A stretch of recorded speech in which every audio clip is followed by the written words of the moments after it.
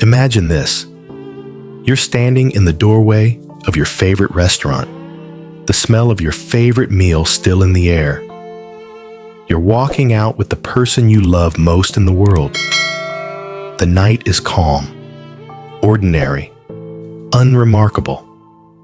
And then, in the span of 2 seconds, something happens that will live in your memory forever. Not because it was sweet, not because it was romantic, but because it left one of you laughing uncontrollably and the other completely humiliated. That night, it was me and my wife. I'm 6'2". She's 4'11". That height difference has always been there, in every photo, every doorway, every hug. I've always thought it was adorable, something unique about us.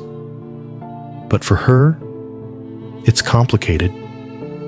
She's told me about the years of teasing, the constant jokes, the feeling of being overlooked, literally and figuratively. She's carried those memories like weight in her pockets, even as an adult, and I've always promised to be the one person who makes her feel safe in that. We just had dinner at one of my favorite spots, a little place with a huge counter that practically towers over her. We'd laughed over our meals, shared bites back and forth. It was just a normal night. No warning, no sign of what was coming. As we were leaving, the cashier looked up at me, smiled, and then leaned forward with a giant piece of candy in his hand. "For your lovely daughter," he said. It landed in my ears like a strange joke. My brain froze for half a second, replaying the words, realizing he wasn't kidding. He thought my wife, the woman I've built a life with, was my child. And then I laughed. Hard, too hard. I don't mean a polite chuckle. I mean the kind of laugh that takes over your whole body. The kind that makes you bend forward, grab your stomach, wipe tears from your eyes. I couldn't stop it. My wife just stood there, silent, and I didn't notice the way her shoulders tensed or the way her face shut down. I was too lost in it. We walked out to the car. I was still trying to catch my breath. She didn't say a word. My mind was still on that ridiculous moment, still replaying the absurdity of it. But for her, every step away from that counter was a step deeper into something else entirely. She was back in all those moments from years ago. The kids in school who made her feel small on purpose. The strangers who assumed she was younger, weaker, or less capable.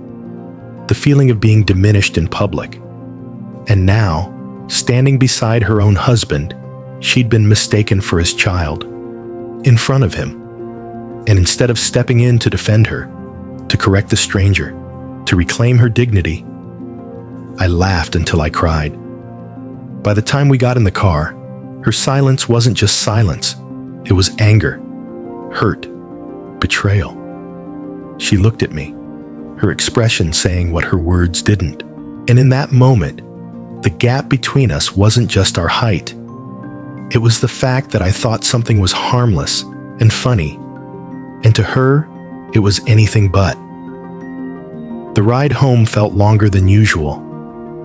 I kept replaying my reaction, wondering why I hadn't just smiled politely, corrected the cashier, maybe even turned it into an inside joke later.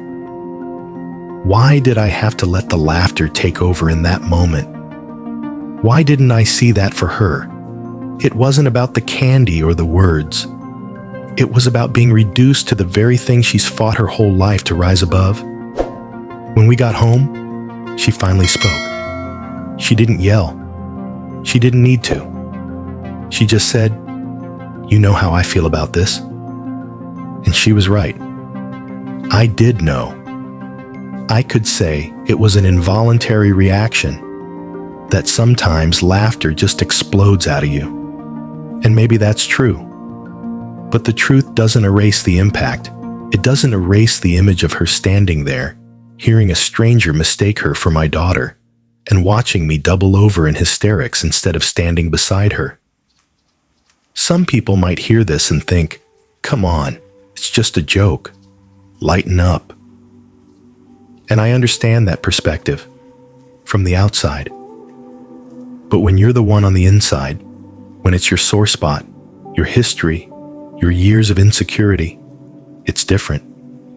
We didn't talk much the rest of the night. She went to bed early. I stayed up, staring at the TV without really watching it, knowing I'd messed up. I thought about how small moments can either strengthen trust or chip away at it, and how sometimes the worst damage comes not from strangers, but from the people we love. The next morning, things were civil.